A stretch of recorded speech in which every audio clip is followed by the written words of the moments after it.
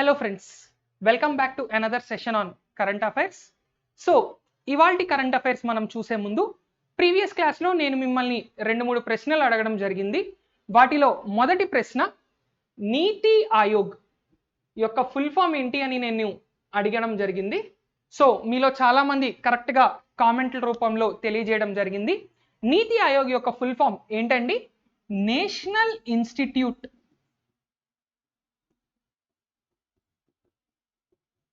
For transforming India. National institute for transforming India అనేది మనకి నీతి ఆయోగ్ యొక్క ఫుల్ ఫామ్. ఇక నేను మిమ్మల్ని అడిగినటువంటి రెండో ప్రశ్న ఏంటండి? నీతి ఆయోగ్ అనేది ఏ ఆర్గనైజేషన్కి ప్రిడిసిసర్ అంటే సక్సెసర్. నీతి ఆయోగ్ యొక్క ప్రిడిసిసర్ ఏంటి, లేదా నీతి ఆయోగ్ కంటే ముందు ఏ ఆర్గనైజేషన్ ఉండేది అని నేను మిమ్మల్ని అడిగాను. Planning commission.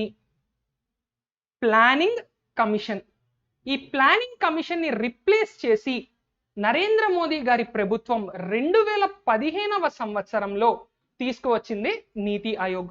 అప్పటిదాకా మనకి 5 year ప్లాన్స్ మీరు ఎకానమీలో చదువుతారు, అన్ని ఎగ్జామ్స్కి మనకి చాలా చాలా ఇంపార్టెంట్ టాపిక్. అటువంటి ప్లానింగ్ కమిషన్ని రద్దు చేసి దాని ప్లేస్లో తీసుకొచ్చినదే నీతి ఆయోగ్. సో ఇవి మనం ప్రీవియస్ క్లాస్లో నేను మిమ్మల్ని అడిగిన ప్రశ్నలకి జవాబులు. సో ఇవాల్టి కరెంట్ అఫైర్స్లోకి వెళ్తే ముందుగా వరల్డ్ పేషెంట్ సేఫ్టీ డే, ఇది సెప్టెంబర్ 17th అబ్జర్వ్ చేస్తారు. So world patient safety day, ఇక్కడ చాలా జాగ్రత్తగా ఈ పదాన్ని మనం అబ్జర్వ్ చేయాల్సి ఉంటుంది. ఎందుకు అంటే పేషెంట్ సేఫ్టీ, ఈ కోవిడ్-19 కాలంలో మనకి పేషెంట్ సేఫ్టీ అనేది అత్యంత ముఖ్యమైనది. ఎందుకంటే కరోనా సెకండ్ వేవ్ తర్వాత మన ఫ్రెండ్స్, రిలేటివ్స్ లేదా మనకి తెలిసిన వాళ్ళలో ఎవరో ఒకళ్ళు లక్షల రూపాయల బిల్లు కట్టారని లేదా ప్రాణాలే పోగొట్టుకున్నారు కోవిడ్-19 లేదా దానికి సంబంధిత ఇతర వ్యాధుల వల్ల అని మన అందరం కూడా చూస్తున్నాం. అంటే మీ ఫ్యామిలీలో, మా ఫ్యామిలీలో, ఫ్రెండ్స్లో తెలిసిన వాళ్ళలో ఎవరో ఒకళ్ళు మనకి తెలిసిన వాళ్ళు ఖచ్చితంగా చనిపోయారు లేదా లక్షలు బిల్లు కట్టారు. నాకు తెలిసిన వాళ్ళు చాలా మంది అండి 2 లక్షల నుంచి 15 లక్షల దాకా కూడా బిల్లు కట్టారు. ఎందుకు అంటే హాస్పిటల్స్లో బెడ్స్ లేవు, రెమ్డెసివిర్ కోసం రోడ్ల మీద పరిగెట్టారు జనాలు. మన స్టేటస్లని రెమ్డెసివిర్ మీకు తెలిసుంటే ఎవరికైనా చెప్పండి, నాకు తెలుసుంటే ఇంకెవరికైనా చెప్తామన్న విధంగా మొత్తం హాస్పిటల్ బెడ్స్ కోసం స్టార్ హీరోలే అపీల్ చేయాల్సిన పరిస్థితిలో కూడా మనం చూసాం. మరి పేషెంట్ సేఫ్టీ అనేది ఎంత ముఖ్యమో ఇటీవల కాలంలో మనందరికీ బాగా తెలిసొచ్చింది. అటువంటి ప్రపంచ patient safety day, world patient safety day ఎప్పుడు? సెప్టెంబర్ 17. మరి ఈ పేషెంట్ సేఫ్టీ డే 2021కి ఒక థీమ్ కూడా ఉందండి. ఏంటది? Safe maternal and newborn care. మనకి సోషల్ సెక్యూరిటీ, సామాజిక భద్రతకి సంబంధించి కొన్ని సూచీలు, కొన్ని ఇండెక్సెస్ అనేవి ఉంటాయి. లైక్ ఇన్ఫెంట్ మార్టాలిటీ,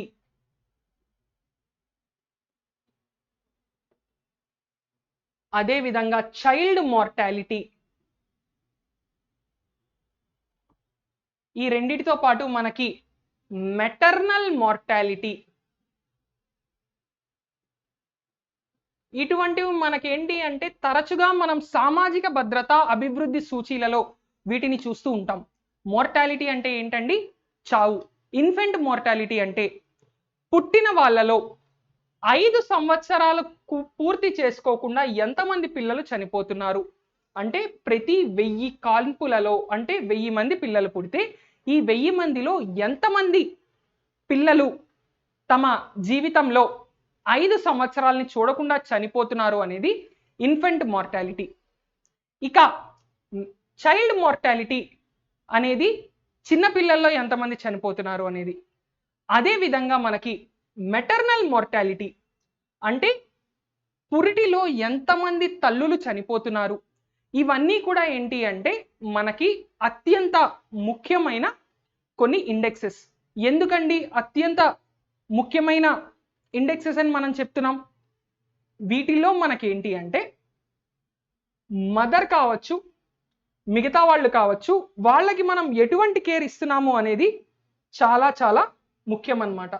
సో దానివల్లే మనకి ఏంటి అంటే ఈ మొత్తం అంతా కూడా దాని మీదనే డిపెండ్ అయి ఉంటుంది. కాబట్టి మదర్ మ్యాటర్నల్ కేర్ అలాగే చంటి పిల్లలు ఎవరైతే పుట్టారో వాళ్ళకి మనం చూపించే కేర్ అనేది అత్యంత ముఖ్యమైనటువంటి అంశం. సో అందుకని మనకి safe maternal and newborn care అనే థీమ్తో వరల్డ్ పేషెంట్ సేఫ్టీ డే 2021 అనేది మనం సెలబ్రేట్ చేయడం లేదా అబ్జర్వ్ చేయడం అనేది జరిగింది. ఇక నెక్స్ట్ బైజయంత్ పాండా కమిటీ. ఏ కమిటీ అండి? Baijayant panda committee. సో తెలుగులో మనకి బైజయంత్ పాండా కమిటీ.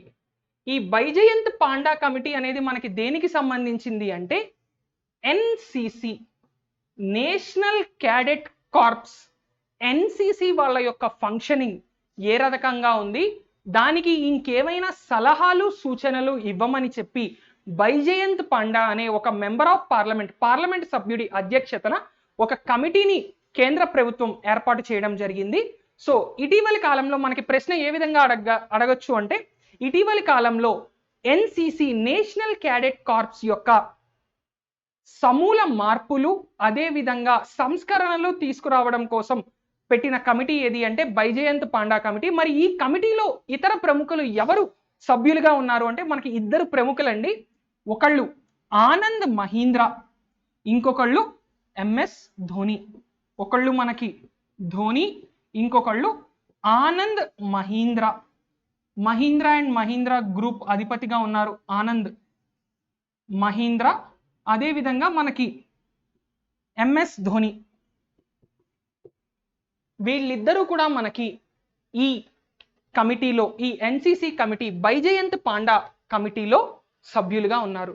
సో ఇక్కడి నుంచి మనకి ప్రశ్నలు ఏ విధంగా రావచ్చు అంటే మొదటి ప్రశ్న, ఎన్సిసికి రిఫార్మ్స్ లేదా సంస్కరణలను ఉద్దేశించి రూపొందించిన కమిటీ లేదా కొత్తగా ఏ కమిటీని వేశారు, వాటి సంస్కరణల గురించి అధ్యయనం చేయమని అంటే బైజయంత్ పాండా కమిటీ. ఏ క్రికెటర్ బైజయంత్ పాండా కమిటీ లేదా ఎన్సిసి రిఫార్మ్స్ కమిటీలో ఉన్నారు, ఎన్సిసి సంస్కరణల కమిటీలో ఉన్నారు అంటే భారతదేశ మాజీ కెప్టెన్ అయినటువంటి మహేంద్ర సింగ్ ధోని. అదే విధంగా ఏ వ్యాపార రంగ ప్రముఖుడు ఇందులో ఉన్నారు అంటే మనకి ఎవరండి? ఆనంద్ మహీంద్రా. ఆనంద్ మహీంద్రా. సో గుర్తుపెట్టుకోండి, బైజయంత్ పాండా, ఎంఎస్ ధోని, ఆనంద్ మహీంద్రా. వీళ్ళ ముగ్గురు కూడా నేషనల్ క్యాడెట్ కార్ప్స్ ఎన్సిసిలో సంస్కరణల కోసం వీళ్ళ ముగ్గురు ఉన్నటువంటి ఒక కమిటీని రూపొందించడం లేదా తీసుకురావడం అనేది జరిగింది. అది బైజయంత్ పాండా కమిటీకి సంబంధించినటువంటి కరెంట్ అఫైర్. ఇక నెక్స్ట్ వన్, మొట్టమొదటిసారిగా euro green bond. Euro green bond. సాధారణంగా బాండ్లు అనేవి దేనికి ఇస్తారండి? ఒక ఉదాహరణగా మనం తీసుకుంటే గతంలో మనకి అమరావతిని రాజధానిగా చేస్తూ అమరావతి బాండ్లు తీసుకురావడం జరిగింది. అదేవిధంగా ఆర్బీఐ అడపాదడపా ఎప్పుడైతే వాళ్ళు మార్కెట్లో నుంచి డబ్బుల్ని తీసుకుందాం అనుకుంటారో మనకి ద్రవ్యోల్బణం ఇన్ఫ్లేషన్ కంట్రోల్ చేయడానికి క్వాలిటేటివ్ అండ్ క్వాంటిటేటివ్ మెజర్స్ అనేవి తీసుకుంటారు. అలా ద్రవ్యోల్బణాన్ని కంట్రోల్ చేస్తున్నప్పుడు ఓపెన్ మార్కెట్ ఆపరేషన్స్ లో భాగంగా ఆర్బీఐ కూడా బాండ్లు ఇస్తుంది. అదేవిధంగా ప్రభుత్వం ఎప్పుడైతే వాళ్ళు డబ్బులని సేకరించాలి లేదా డబ్బులు వాళ్ళకి కావాలి అన్నప్పుడు బాండ్ల రూపంలో ప్రజలకి బాండ్లను ఇష్యూ చేసి వాటి ద్వారా నిధులని సేకరించడం అనేది జరుగుతుంది. ఇక్కడ మనం ఈ విషయాన్ని డిస్కస్ చేసుకోవడానికి అన్నిటికన్నా ముఖ్యమైన కారణం ఏంటి అంటే ఇవి ఏ బాండ్లు అండి? యూరో బాండ్లు. అంటే ఇక్కడ రూపాయిని ప్రామాణికంగా తీసుకోలేదండి, యూరోపియన్ యూనియన్ లేదా ఐరోపియా సంఘం యొక్క అధికారిక కరెన్సీ అయినటువంటి యూరోని తీసుకోవడం జరిగింది. అదే విధంగా మనం ఇక్కడ ఇంకొక పదాన్ని కూడా చూడొచ్చు, గ్రీన్ బాండ్. గ్రీన్ బాండ్ కి మామూలు బాండ్ కి తేడా ఏంటి? గ్రీన్ బాండ్ అంటే ఇందులో ఎనర్జీ కన్జర్వేషన్, అంటే ఏదైతే మనకి ఆల్రెడీ ప్రీవియస్గా క్లాసెస్లో నేను చెప్పాను గ్రీన్ ఎనర్జీ అనేది, అటువంటి వాటిలో పెట్టుబడులు పెడుతూ పర్యావరణానికి హితంగా కొంత వర్క్ చేస్తూ ప్యారలల్గా మనకి బాండ్ ద్వారా మనకి ఎంతైతే అమౌంట్ ప్రామిస్ చేశారో అది కూడా ఇవ్వడం జరుగుతుంది. అంటే దీనివల్ల మనకి రెండు ఉపయోగాలు, ఒకటి పర్యావరణానికి మన వంతుగా మనం కొంత సహాయపడినట్టు, రెండోది ఏంటి అంటే ఆ బాండ్ ద్వారా మనకి ఎలాగో అనుకున్న డబ్బులు మనకి వచ్చేస్తాయి. అంటే బాండ్ దేనికి పెట్టారో అది సఫలీకృతమైంది. గ్రీన్ బాండ్ అనడం వల్ల పర్యావరణ హిత కార్యక్రమాలకి మన వంతు కూడా మనం సహాయం చేసినట్టు అవుతుంది. సో ఇక్కడ మొట్టమొదటిసారిగా భారతదేశంలోనే మొట్టమొదటిసారిగా యూరో గ్రీన్ బాండ్లని ఎవరు ఇష్యూ చేశారు అంటే పవర్ ఫైనాన్స్ కార్పొరేషన్ అనే ప్రభుత్వ రంగ సంస్థ. ఏ సంస్థ అండి? Power finance corporation.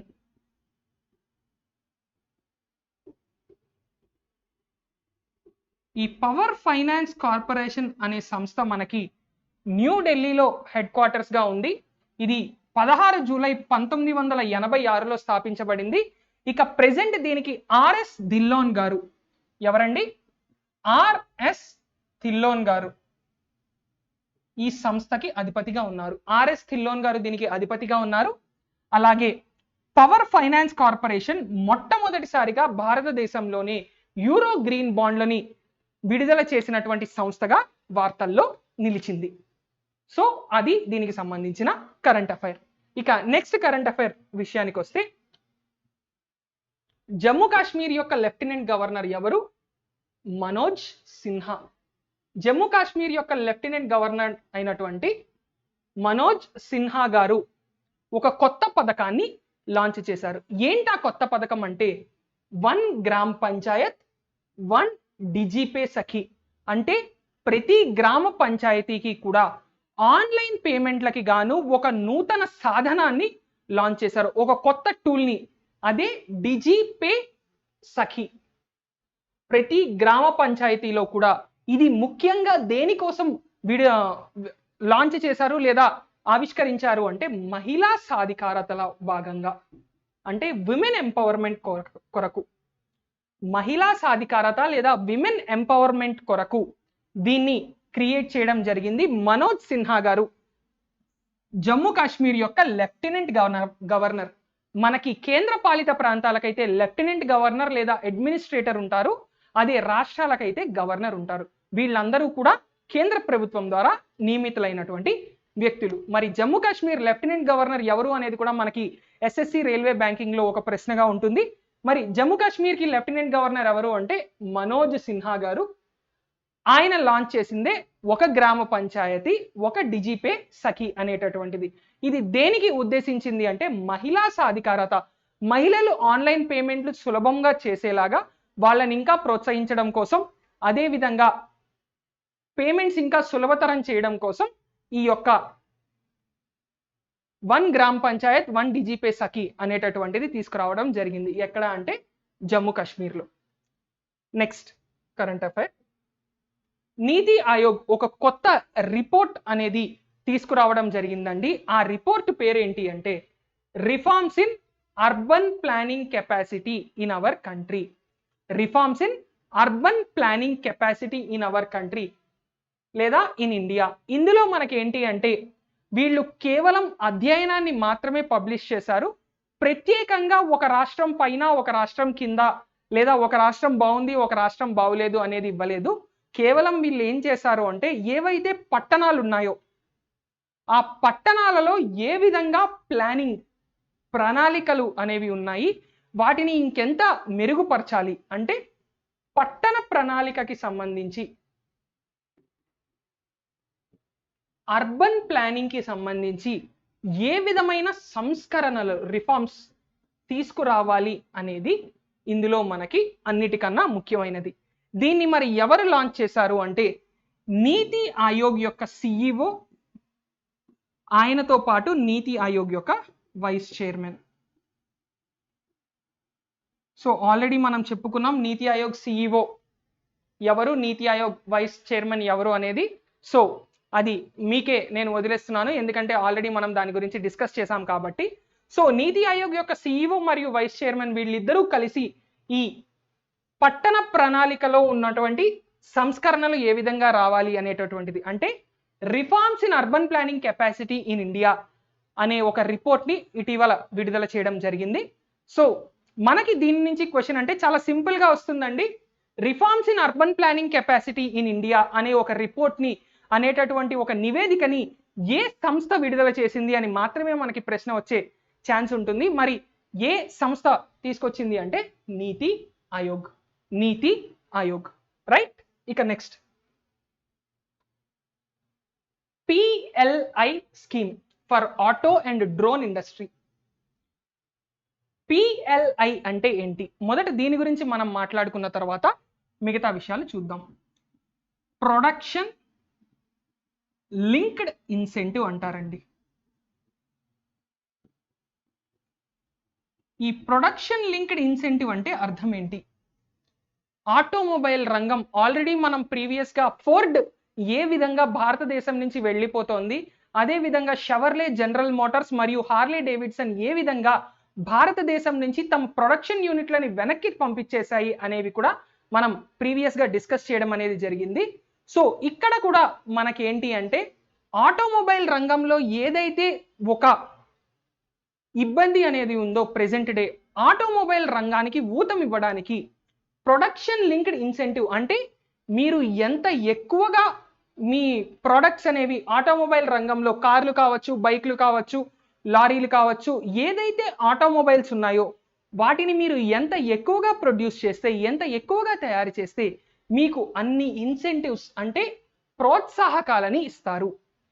అంటే కేవలం ఇదంతా ఏంటండి, కంపెనీలు ఎంత ఎక్కువగా వాళ్ళ యొక్క తయారీని పెంచితే అంత ఎక్కువగా వాళ్ళకి ప్రోత్సాహకాలు వస్తాయి. అంటే తయారీతో ముడిపడినటువంటి ప్రోత్సాహకాలు అనమాట ఇవి. సో ఇప్పుడు మారుతి కంపెనీ ఈ సంవత్సరం 10 లక్షల కార్లను ఉత్పత్తి చేయాలని లక్ష్యంగా పెట్టుకుంది అనుకుందాం.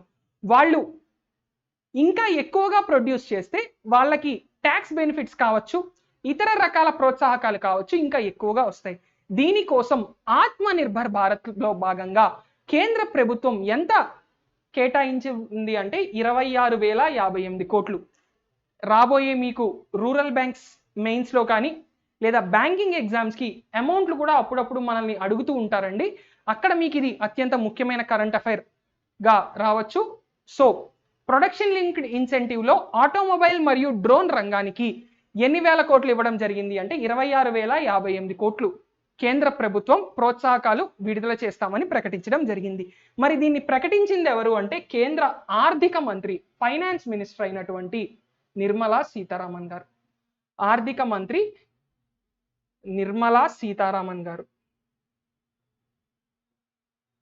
ఆమె దీని ప్రకటన స్వయంగా చేయడం అనేది జరిగింది. ఇక నెక్స్ట్ కరెంట్ అఫైర్, టెలికాం రంగంలో ఆటోమేటిక్ రూట్లో 100% FDI, foreign direct investment,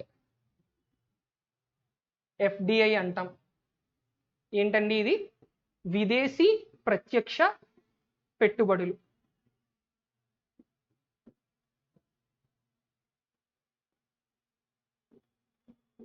foreign direct investment లేదా విదేశీ ప్రత్యక్ష పెట్టుబడులు ఏ రంగంలో మనం మాట్లాడుతున్నాం? టెలికాం రంగం. టెలికాం రంగం అనేది కేంద్ర ప్రభుత్వంలో ఏ మంత్రిత్వ శాఖ కింద వస్తుంది అంటే ministry of communication. Ministry of communication. మరి కమ్యూనికేషన్ల శాఖకి ప్రెజెంట్ మంత్రిగా ఎవరున్నారు అంటే అశ్విని వైష్ణవ్ గారు ఉన్నారు. అశ్విని వైష్ణవ్ గారు కమ్యూనికేషన్ల శాఖకి కేంద్ర మంత్రిగా ఉన్నారు. ఈయనే రైల్వే శాఖ మంత్రిగా కూడా ప్రెజెంట్ మనకి సేవలు అందిస్తున్నారు. మరి కమ్యూనికేషన్ల మంత్రిత్వ శాఖకి చెందిన అశ్విని వైష్ణవ్ గారు దీనికి సంబంధించినటువంటి ఒక ప్రకటన విడుదల చేయడం జరిగింది. ఏంటి అంటే టెలికాం సెక్టార్లో 100% విదేశీ ప్రత్యక్ష పెట్టుబడులు. ఇక్కడ రెడ్ కలర్లో మీకు హైలైట్ చేసి ఒకటి పెట్టాను, ఆటోమేటిక్ రూట్లో. అంటే ఆర్బిఐ లేదా ఇతర కేంద్ర ప్రభుత్వాల నుంచి, కేంద్ర ప్రభుత్వ సంస్థల నుంచి పెర్మిషన్ అవసరం లేకుండా టెలికాం రంగానికి డైరెక్ట్గా ఇన్వెస్ట్మెంట్స్ని తీసుకురావచ్చు అనమాట. అంటే ఏదైనా ఇప్పుడు ఫారిన్ కంట్రీ నుంచి మన కంట్రీలోకి ఫండ్స్ రావాలి అంటే ఫెరా, ఫెమా అనే 2 చట్టాలకి లోబడి రావాల్సి ఉంటుంది. కానీ ఇక్కడ ఏంటి అంటే బేసిక్గా ఇనీషియల్ ఇన్వెస్ట్మెంట్స్ అన్నీ కూడా డైరెక్ట్గా అందులోకి రావచ్చు అనమాట.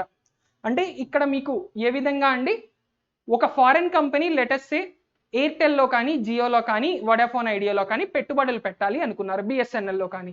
వాళ్ళు డైరెక్ట్గా వాళ్ళ డబ్బుల్ని తీసుకొచ్చి ఇక్కడ పెట్టచ్చు అనమాట. దాన్నే మనం ఆటోమేటిక్ రూట్ అంటాం. సో టెలికాం రంగంలో 100% FDIల్ని పెర్మిషన్ ఇవ్వడం జరిగింది. ఆర్ఆర్బి, ఎన్టీపీసీ మరియు బ్యాంక్ ఎగ్జామ్స్ రాబోతున్న వాటికి చాలా చాలా ముఖ్యమండి. ఎందుకు అంటే ఇటువంటి ప్రశ్నలే గతంలో మనకి 3-4 సార్లు ఎప్పుడైతే ఏదైనా రంగంలో FDIల పరిమితిని పెంచినా తగ్గించినా లేదా FDIల పరిమితికి సంబంధించి ఏ విధమైన వార్తలు మనకి వచ్చినా సరే ప్రతిసారి అది ప్రశ్నల రూపంలో మనకి అడగడం జరుగుతోంది. ఈవెన్ ఎస్ఐ కానిస్టేబుల్లో కూడా గతంలో ఒకసారి ప్రశ్న రావడం జరిగింది. కాబట్టి FDI పరిమితి అనేది ఎప్పుడు మనకి ఒక ముఖ్యమైన అంశమే. సో ఇక్కడ మనం ఏ రంగం గురించి మాట్లాడుతున్నామండి? టెలికాం రంగంలో 100% FDIలు పెర్మిషన్ ఇవ్వడం జరిగింది అని మాట్లాడుకుంటున్నాం. మరి టెలికాం రంగం మనకి కమ్యూనికేషన్ మినిస్ట్రీలో భాగంగా ఉంది. కమ్యూనికేషన్ శాఖకి మంత్రి ఎవరు? అశ్విని వైష్ణవ్. రైట్. నెక్స్ట్, ఒక కాశ్మీరీ రైటర్, ఒక గొప్ప రైటర్, సాహిత్య అకాడమీ లాంటి ఎన్నో అవార్డులు సాధించినటువంటి అజీజ్ హజీనీ ఎవరండి? అజీజ్ హజీనీ.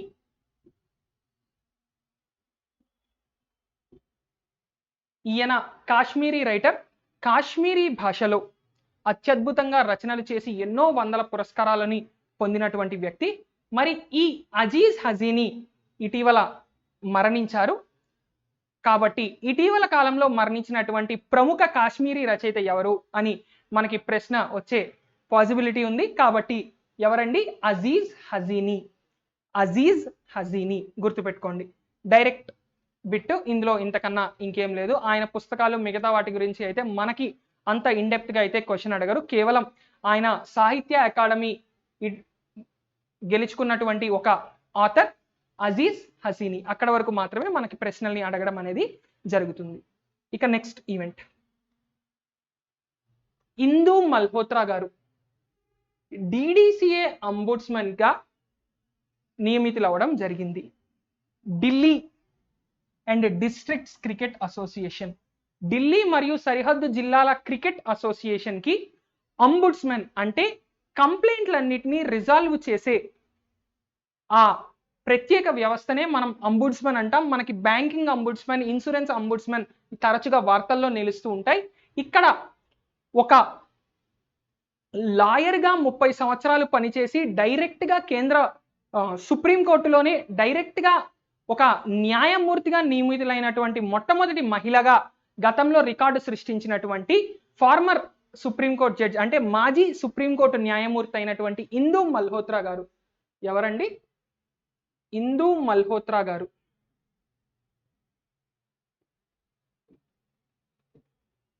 జస్టిస్ ఇందూ మల్హోత్రా గారు. ఈమె గతంలో సుప్రీంకోర్టులో న్యాయమూర్తిగా పనిచేస్తున్నారు. ఒక న్యాయవాది దగ్గర నుంచి డైరెక్ట్గా సుప్రీంకోర్టు న్యాయమూర్తిగా నియమితులైనటువంటి మొట్టమొదటి మహిళగా భారతదేశంలో ఈమె రికార్డుల్లో నిలిచారు. ఆమె ఢిల్లీ మరియు సరిహద్దు జిల్లాల క్రికెట్ అసోసియేషన్కి అంబుడ్స్మన్గా నియమితులవడం జరిగింది. అంబుడ్స్మన్గా నియమితులవడం జరిగింది. ఆమె ఈ పదవిలో మనకి 1 సంవత్సరం పాటు ఉంటారు. ఎన్నాళ్ళండి? 1 year. 1 సంవత్సరం పాటు ఈ పదవిలో DDCA యొక్క అంబుడ్స్మన్గా సేవలు అందిస్తారు. ఢిల్లీ మరియు సరిహద్దు ఏరియాల్లో క్రికెట్ అసోసియేషన్ అనేది చాలా ముఖ్యమైనది. ఎందుకంటే జాతీయ రాజధాని మరియు ఎన్నో కోట్ల మంది ప్రజలు అక్కడ నివసిస్తారు కాబట్టి అక్కడ క్రికెటర్లు కూడా చాలా ఎక్కువగా వస్తారు. అందుకే కంప్లైంట్లు కూడా ఆ ఏరియాలో చాలా ఎక్కువగా ఉంటాయి.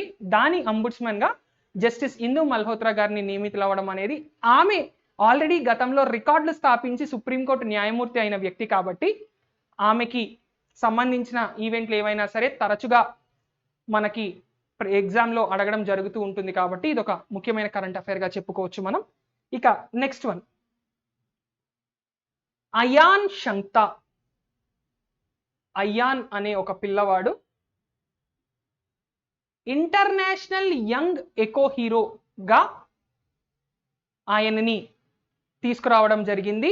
ఒక అంతర్జాతీయ సంస్థ ప్రతి ఏటా ఇచ్చేటటువంటి ఇంటర్నేషనల్ యంగ్ ఎకో హీరో అంటే ఏంటండి? ఏదైతే పర్యావరణం పరంగా అత్యద్భుతమైన సేవలు యూత్ ఎవరైతే ఉంటారో టీనేజర్స్ పర్టికులర్గా వాళ్ళలో పర్యావరణ హితంగా కొత్త కొత్త వినూత్న కార్యక్రమాల్ని తీసుకొచ్చి అత్యద్భుతంగా ఆ వినూత్నమైన కార్యక్రమాల ద్వారా ఎంతో కొంత పర్యావరణ హితంగా పనులు చేసిన వాళ్ళకి ఇటువంటి అవార్డులు, ఇటువంటి గొప్ప పురస్కారాల్లో వాళ్ళ పేరుని అనౌన్స్ చేయడం లాంటివి జరుగుతూ ఉంటాయి. ఇక్కడ 2021 ఇంటర్నేషనల్ యంగ్ ఎకో హీరోగా అయాన్ షంక్తా అనే భారతదేశానికి చెందిన 12 ఏళ్ల బుడతడు, చిన్న పిల్లాడు, 12 ఏళ్ళు మాత్రమే ఆ వ్యక్తి యొక్క వయస్సు. దేనికి అంటే కన్జర్వేషన్ అండ్ రిహాబిలిటేషన్. అంటే పొవై లేక్, ఈ పొవై లేక్ అనేది మనకి ముంబై నగరంలో ఉంది. ముంబై నగరంలో ఐఐటి ముంబై మరియు ఎయిర్పోర్ట్కి సమీపాన ఉన్నటువంటి పొవై అనే లేక్, మనకి హుస్సేన్ సాగర్ హైదరాబాద్లో ఎలా ఉందో ఆ విధంగా ముంబైలో ఒక చిన్న సరస్సు పొవై. ఆ పొవై సరస్సు యొక్క కన్జర్వేషన్ మరియు రీహాబిలిటేషన్ అంటే ఆ సరస్సుని కాపాడుతూ, అదేవిధంగా ఏదైతే ఆ చుట్టుపక్కల ఉన్నటువంటి ప్రకృతి పాడైపోయి ఉందో దాన్ని తిరిగి పునరుజ్జీవం వచ్చేలాగా, ఆ ఏరియాలో ఉండే కొట్టేసిన చెట్లు కానీ అటువంటివన్నీ తిరిగి నాటేలాగా, మళ్ళీ అక్కడ పక్షులు, జంతువులు అన్నీ వచ్చి ఒకప్పటి ప్రకృతి వైవిధ్యానికి నిలయమైనటువంటి బయోడైవర్సిటీకి ప్లేస్ అయినటువంటి పొవై లేక్ తిరిగి ఆ విధంగా వచ్చేలా చర్యలు తీసుకోవడానికి ఉపక్రమించిన 12 ఏళ్ల చిన్న పిల్లవాడు అయినటువంటి అయాన్ షంక్తా ఇంటర్నేషనల్ యంగ్ ఎకో హీరోగా ఆయన పేరు రావడం జరిగింది. ఈ ఇంటర్నేషనల్ యంగ్ ఎకో హీరో అనే అవార్డుని ఎవరిస్తారు అంటే ద యాక్షన్ ఫర్ నేచర్ అనేటటువంటి ఒక స్వచ్ఛంద సంస్థ. సో ఇక్కడ మనకి ముఖ్యమైన ప్రశ్నలు. ఇటీవలి కాలంలో ఇంటర్నేషనల్ యంగ్ ఎకో హీరోగా ఏ భారతీయ బాలుడు తన పేరుని అనౌన్స్ చేయడం జరిగింది లేదా తన పేరుని ప్రకటించడం జరిగింది అంటే అయాన్ షంక్తా అనే 12 ఏళ్ల బాలుడు ఇంటర్నేషనల్ యంగ్ ఎకో హీరోగా ఆయన పేరుని ప్రకటించడం జరిగింది. ఏ సంస్థ ప్రకటించింది అంటే యాక్షన్ ఫర్ నేచర్ అనే స్వచ్ఛంద సంస్థ ప్రకటించింది. ఏ రంగంలో లేదా ఏం చేసినందుకు గాను అయాన్ షంక్తాకి ఇంటర్నేషనల్ యంగ్ ఎకో హీరోగా ఆయన పేరుని ప్రకటించారు అంటే పొవై సరస్సు, పొవై లేక్, ముంబైలో ఉన్నటువంటి పొవై లేక్ యొక్క కన్జర్వేషన్ మరియు రీహాబిలిటేషన్ ఏదైతే దానికోసం ఒక ప్రణాళికని రూపొందించి చర్యలు తీసుకున్నాడో దానికి గాను ఆయనకి ఇవ్వడం జరిగింది అని మనకి ప్రశ్నలు వచ్చే ఛాన్స్ ఉంది. So that is about this. ఇక నెక్స్ట్, ఎస్బీఐలో పనిచేస్తున్నటువంటి అమిత్ సక్సేనా గారు ఆర్బీఐ ఇన్నోవేషన్ హబ్ ఆర్బీఐహెచ్ అని కేంద్ర reserve bank, Bharatiya reserve bank of India ఒక ఇన్నోవేషన్ హబ్ అంటే నూతన ఆవిష్కరణల కోసం ఒక వేదికని తీసుకొచ్చింది. అదే ఆర్బీఐహెచ్ అంటాం, ఆర్బీఐ ఇన్నోవేషన్ హబ్.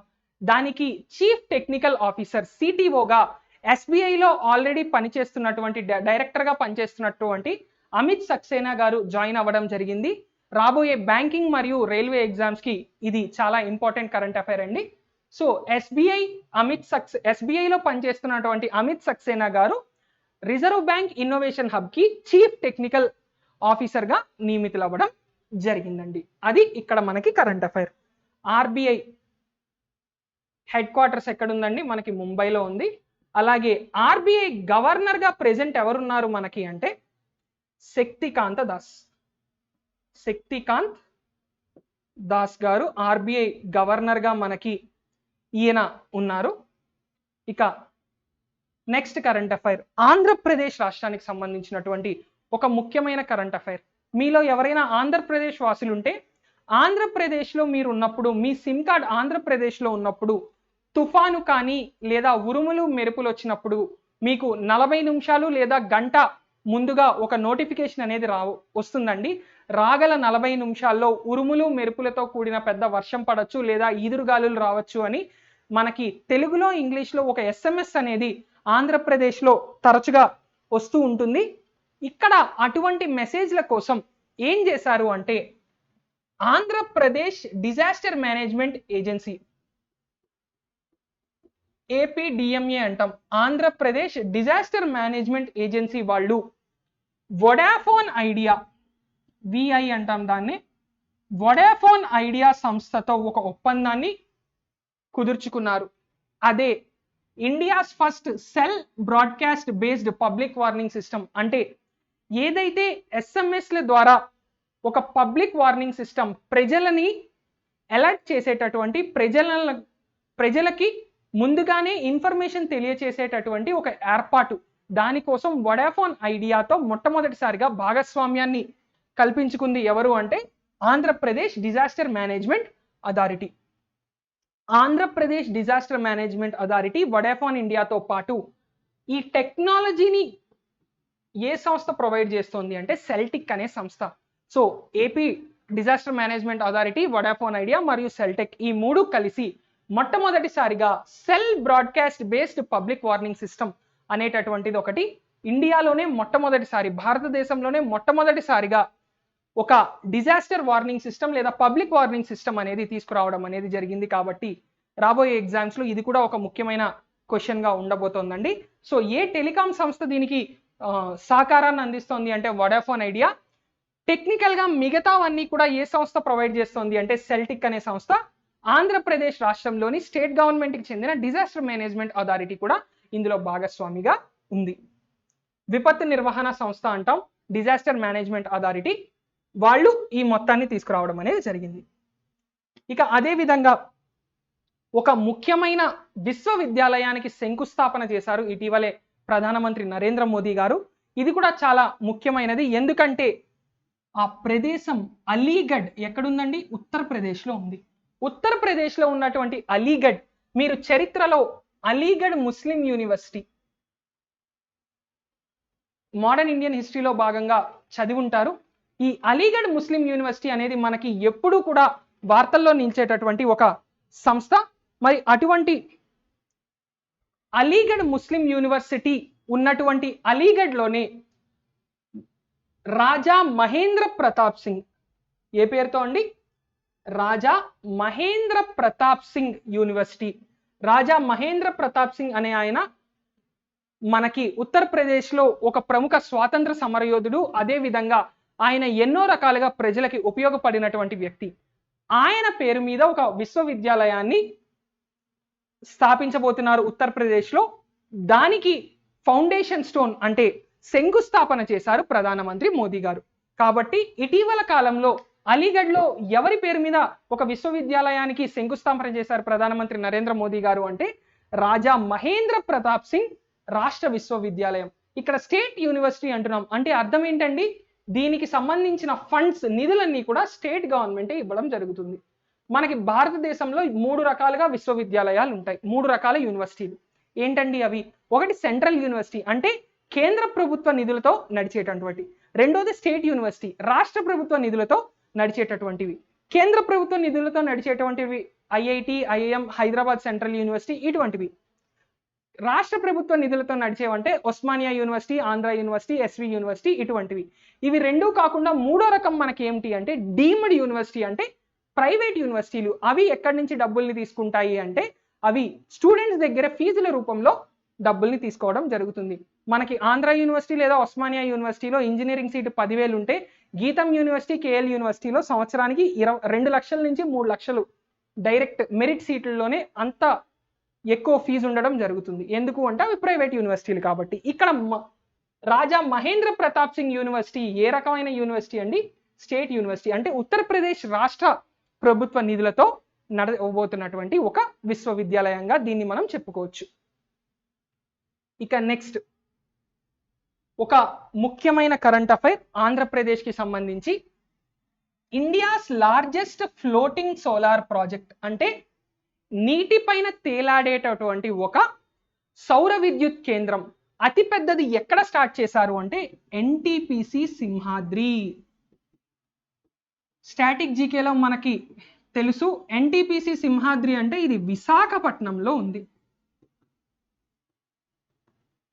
విశాఖపట్నంలో ఉన్నటువంటి నేషనల్ థర్మల్ పవర్ కార్పొరేషన్ కి చెందినటువంటి ఎన్టీపీసీ సింహాద్రిలో భారతదేశంలోనే అతిపెద్ద ఫ్లోటింగ్ సోలార్ ప్రాజెక్ట్ ని ఎన్టీపీసీ స్టార్ట్ చేసింది. గతంలో మరి దీనికంటే ముందు ఎక్కడ అంటే రామగుండంలో అతిపెద్దది ఉండేది. ఇప్పుడు అంతకన్నా పెద్దదాన్ని విశాఖపట్నంలో ఎన్టీపీసీ సింహాద్రిలో తీసుకురావడం జరిగింది. ఎన్టీపీసీ అనేది మనకి భారతదేశంలో ఒక మహారత్న కంపెనీ. మన కేంద్ర ప్రభుత్వ రంగ సంస్థల్లో మనకి మహారత్న, నవరత్న, మినీరత్న అని 3 కేటగిరీలుగా కేంద్ర ప్రభుత్వ రంగ సంస్థల్ని మనం విభజిస్తాం.